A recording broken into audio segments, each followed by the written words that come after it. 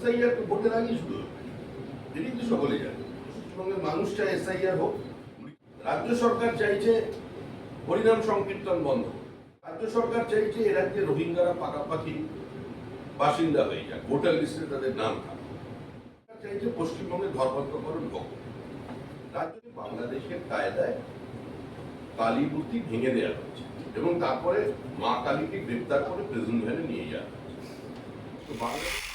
এবং বিরোধীদের ন্যূনতম পরিসর দিতে যে শাসক দল প্রস্তুত নয়, তাদের কোনো রক্ষা কবচ নিয়ে আলোচনা চর্চা আমার মনে হচ্ছে রাজনৈতিকভাবে এগুলো অর্থহীন।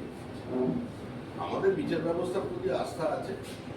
তৃণমূল কংগ্রেস যদি মনে করে মিথ্যা মামলায় দিয়ে বিজেপিদের দীর্ঘদিন বন্ধ করে রাখা যাবে, তাহলে আমার মনে হয় বিষয়টি ঠিক হবে।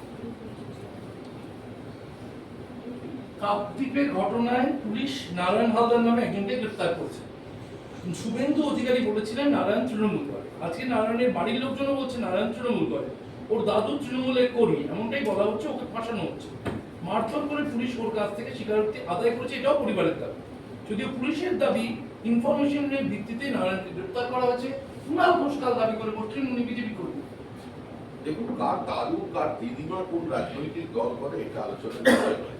আলোচনার বিষয় হচ্ছে পশ্চিমবঙ্গে বাংলাদেশের কায়দায় কালী মূর্তি ভেঙে দেওয়া হচ্ছে এবং তারপরে মা কালীকে গ্রেপ্তার করে প্রিজন ভ্যানে নিয়ে যাওয়া হচ্ছে।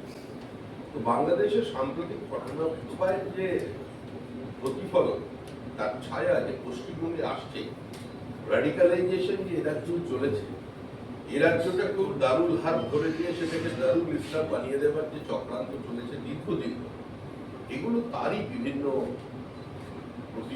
প্রতিফলন মাত্র। আসলে বিষয়টা কোনো ব্যক্তি কেন্দ্রিক না, বিষয় হলো একটা ভাবনা, একটা নির্দিষ্ট চিন্তা, যে চিন্তায় পশ্চিমবঙ্গের হিন্দুদের বিধর্মী বলে ধরে নেয়, তাদের ধর্মান্তকরণের প্রচেষ্টার জন্য রাজ্যের মন্ত্রী আহ্বান জানিয়েছে। তো সার্বিকভাবে এখানে এই পরিস্থিতি তৈরি হয়েছে। সাম্প্রতিককালে নদিয়াতেও সরস্বতী পুজোয় নামি দামি স্কুলের বাইরে পোস্টার করেছে যে মূর্তি পুজো বন্ধ হবে। এগুলো পশ্চিমবঙ্গে চলছে, মানুষকে এগুলো নিয়ে ভাবতে হবে। রাজারহাটের মোবারকপুর ঘোষপাড়ায় কালী প্রতিমা নিরঞ্জনের সময় শোভাযাত্রায় জয় শ্রীরামের গান বাজছিল, তা নিয়ে পুলিশ আপত্তি করে এবং পুলিশ মারধর করেছে যারা প্রতিমা নিরঞ্জনে ছিলেন। এটাই তো স্বাভাবিক, পুলিশের কাজ করেছে। পুলিশ কোনো স্বতন্ত্র সংগঠন তো নয়। রাজ্য সরকার কি চাইছে? রাজ্য সরকার চাইছে পশ্চিমবঙ্গে ধর্মান্তকরণ হোক। রাজ্য সরকার চাইছে এ রাজ্যে রোহিঙ্গারা পাকাপাকি বাসিন্দা হয়ে যায়, ভোটার লিস্টে তাদের নাম থাকে। রাজ্য সরকার চাইছে হরিনাম সংকীর্তন বন্ধ। রাজ্য সরকার চাইছে যে তাদের প্রতিনিধি, তাদের নির্বাচিত জনপ্রতিনিধি ৭০% আছে বলে ৩০% হিন্দুকে মেরে ভাগীরথীতে ভাসিয়ে দেবে। সেগুলো রাজ্য সরকারের কর্মসূচির জন্য তো স্বাভাবিকভাবে রামের নামে অনেকে ভয় পায়। এখন রাম নামে আক্রমণ করলে যদি কিছু মানুষকে খুশি করা যায়, তার জন্য চেষ্টা, সেটা সর্বক্ষেত্রেই চলছে। সে কামদুনির তদন্তই হোক আর মুর্শিদাবাদের সাম্প্রতিক ঘটনাই হোক, রাজ্য সরকার একই পথে এগিয়ে চলেছে। ছবিটা আমার দুটো প্রশ্ন। একটা প্রশ্ন হচ্ছে যে আপনাদের অনেকে চাইছেন, জানতে চাইছেন, আমরাও জানতে চাইছি যে আপনার সভাপতিত্বে প্রায় 4 মাস পূর্ণ হয়, 7 মাসে রাজ্যের পদাধিকারী তালিকাটা কত? দেখুন, পশ্চিমবঙ্গের রাজ্য সভাপতির সময়কাল কিভাবে এগোচ্ছে, সাংবাদিকরা এই সম্পর্কে আগ্রহী এবং তা নিয়ে দিনক্ষণ হিসাব রাখছেন জন্ম তারিখের মতো। এটাই বিজেপির সবচেয়ে বড় সাফল্য। আমরা এর আগে প্রান্তিক শক্তি হিসেবে শুরু করেছিলাম, 1% কম ভোট নিয়ে। বিজেপি আবার পার্টি আরশোলা আবার পাখি, একথাও আমাদের শুনতে হয়েছে।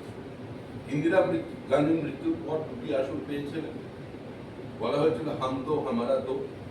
তারপরে এখন আপনি আমাদের জন্ম তারিখের খবর রাখবেন, অন্নপ্রাশনের খবর রাখবেন, এটাই স্বাভাবিক।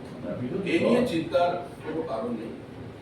আমাদের দল কিভাবে চলবে, আমাদের কবে কমিটি তৈরি হবে, সেটা আমরাই ঠিক করবো। আমাদের এটা নিয়ে কোনো চিন্তিত হওয়ার বিষয়ও নেই। আর আমরা কখনো আমাদের কাজটা আমাদের ওটা সাংগঠনিক বিষয়, সাংবাদিকদের বিষয়। দ্বিতীয় বিষয় হচ্ছে যে আমাদের নেতারা আসছেন, মানে শুভেন্দুরা আসছেন, দীপাঞ্জলিরা আসছেন, বনসাইরা আসছেন, ওনারা কি কোর কমিটি দোষ পেয়েছেন?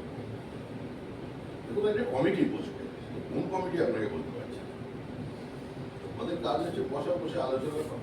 সংগঠিত রাজনৈতিক দল যেভাবে বসে তার নির্দিষ্ট গঠনতন্ত্র মেনে নির্বাচন কমিশনের সূত্রে খবর যে 1 নভেম্বর থেকে এসআইআর শুরু করতে চলেছে রাজ্যে, এবং সেটা 3 মাসের মধ্যেই শেষ হবে। ভোটের আগেই এসআইআর শুরু করতে চলেছে 1 নভেম্বর থেকে। এসআইআর তো ভোটের আগেই শুরু হবে, এটি তো সকলে জানে। ভোট হয়ে যাবে তারপরে এসআইআর বিষয়টা এরকম নয়, এটা একটা প্রক্রিয়া। সৌগতবাবু তো বলে দিয়েছেন, চিন্তার কোনো কারণ নেই, দুশ্চিন্তার কোনো কারণ নেই, স্বাভাবিক প্রক্রিয়া।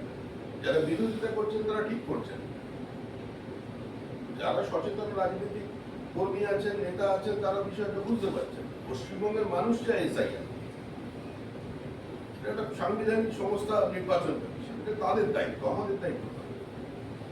এসআইআর নিয়ে আজকে সিপিআইএম এর পক্ষ থেকে তারা সাংবাদিক সম্মেলন করে বলছেন, মৃত মানুষের নাম তথ্য প্রমাণ দেওয়া সত্ত্বেও নাম রেখে গেছে বিজেপি। ওদের লক্ষ্য বাংলার ভোটারকে তালিকা থেকে বাদ দেওয়া।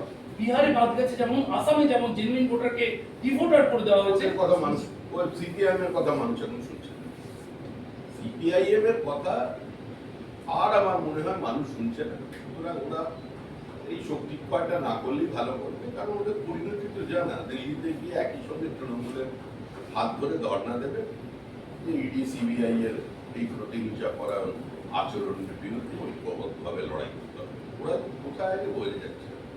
একটা সময় বিহারে তো ছিল কমিউনিস্ট পার্টি, পাচ্ছে না তো নাম, ওখানে তো তেজস্বী যাদবের কাজে আত্মসমর্পণ করেছে। বিএলওদের স্বস্তি দিতে কমিশন বলছে, এসআইআর শুরু হলে যাবতীয় ক্ষমতা থাকবে কমিশনের হাতে।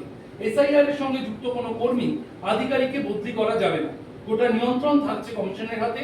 বিএলওদের অন্য কাজ করতে দেওয়া হবে না, এই শর্ত প্রযোজ্য থাকবে শিক্ষকদের ক্ষেত্রেও। এই নিয়ে দ্রুত নির্দেশ দেওয়া হবে, কমিশন সূত্রে এটাই জানানো হয়েছে। এবং সূত্রের খবরের উপর ভিত্তি করে আমরা কোনো কথা বলতে পারি না। আমরা চাই এসআইআর হোক, পশ্চিমবঙ্গের মানুষ চায় এসআইআর হোক। মৃত ভোটারের নাম, বাংলাদেশি অনুপ্রবেশকারীদের নাম, এক ভোটারের নাম 4 জায়গায়, ফাঁকা প্লটে ভোটার, এগুলো বাদ যাক। একটা ত্রুটি মুক্ত ভোটার লিস্টে পশ্চিমবঙ্গের মানুষ ভোটদানে অংশগ্রহণ করুন, এটাই মানুষ চায়, এটাই সময়ের দাবি। এখন এসআইআর সারা দেশে হচ্ছে, বিহারে এসআইআর হচ্ছে। কিছু রাজনৈতিক দল এখন প্রাসঙ্গিক হয়ে ওঠার চেষ্টা করে ভোটের আগে, সেরকম কিন্তু সিপিআইএম, ওরা ফিশ ফ্রাই এতে শেষ করে দিয়েছিল, এবার হয়তো চিকেন কাটলেট খাবে নবান্নের ওপরে উঠে। ইয়েলোটা যাতে ভয়মুক্ত হিসেবে কাজ করতে পারে, চাপ মুক্ত হিসেবে কাজ করতে পারে, তারা যেন নিরাপত্তাহীনতায় না ভোগে, সেটা দেখার দায়িত্ব নির্বাচন কমিশনের, এবং নির্বাচন কমিশনকে এটা দেখতে হবে। শুভেন্দু অধিকারী যেমন 15টি মামলা খারিজ করে দিয়েছে আজকে আদালত, তেমনি 4টি গুরুত্বপূর্ণ মামলায় ভারসাম্য রক্ষা করে এসআইটি তৈরি করে তদন্তের নির্দেশ দেওয়া হয়েছে। রাজ্য পুলিশ যেমন থাকবে, তাতে সিবিআই এর দু তরফ থেকে একজন করে এসপি পদের অফিসার রেখে সমসংখ্যক অফিসার দিয়ে এসআইটি তৈরি করে তদন্তের কথা বলা হচ্ছে। তার মানে রাজ্য সরকারের উপর আদালতের কোনো আস্থা নেই। রাজ্য সরকারের আচরণ যে প্রতিহিংসামূলক, রাজনৈতিক উদ্দেশ্য প্রণোদিত, শুধুমাত্র মামলা করার জন্য মামলা করা, পলিটিক্যাল ভেন্ডেটা যেটা মানুষ বোঝে সেটা আদালত তো জানে। এই নির্দেশে সেটাই সুস্পষ্টভাবে বলে দিয়েছে। 600 বিএলওকে শোকজ করা হলো, কড়া নির্দেশ নির্বাচন কমিশন। নির্বাচন কমিশনকে প্রশ্ন করুন, তারা উত্তর দেবে। আমরা তো বলছি যারা বিএলও কাজ করছেন তারা যাতে নিরাপত্তাহীনতায় না ভোগে, ভয়ের আবহে যাতে তাদের কাজ করতে না হয়, সন্ত্রাসমুক্ত অবস্থায় তারা যাতে কাজ করতে পারে, সেটাকে সুনিশ্চিত করবার দায়িত্ব নির্বাচন কমিশন, এবং এ ব্যাপারে নির্বাচন কমিশনের ক্ষমতা সর্বাধিক, তারা এই বিষয় দেখবেন। আর জমিদার সীমান্তবর্তী এলাকাগুলোতে দেখা যাচ্ছে সিএনএ ক্যাম্প শুরু হচ্ছে। আপনারা কি মনে করছেন যে এই সীমান্তবর্তী জেলাগুলোতে ইলেকশনের আগে এবং এসআইআর প্রয়োগ করার আগে আপনাদের সংগঠনকে চাঙ্গা করার জন্য সিএনএ ক্যাম্পটা প্রশ্নটা সংগঠনকে চাঙ্গা করার না। নেহরু লিয়াকত চুক্তির বিরুদ্ধে কোনো শ্যামাপ্রসাদ মুখার্জি বাংলাদেশের বা পূর্ব পাকিস্তানের হিন্দু বাস্তুদের জন্য এবং তাদের সংখ্যালঘুদের জন্য তিনি মন্ত্রিসভা থেকে পদত্যাগ করেছেন। এবং যে দাবি বিজেপি 50-এর দশক থেকে বিজেপি তৎকালীন ভারতীয় জনসংঘ কিংবা আমাদের একই মতাদর্শী যারা আছেন তারা 50-এর দশক থেকে করছেন, সিএ আইনে পরিণত হওয়ার পর সেটাই বাস্তবায়িত হয়েছে। সেটাকে এক্সিকিউট করবার দায়িত্ব দল হিসেবে দলের থাকে, কর্মীদের থাকে, তারা সেইভাবে করছে। বাংলাদেশের হিন্দু উদ্বাস্তুদের পক্ষে বিজেপি, তাদের কথা একমাত্র বিজেপি ছাড়া কেউ করে না।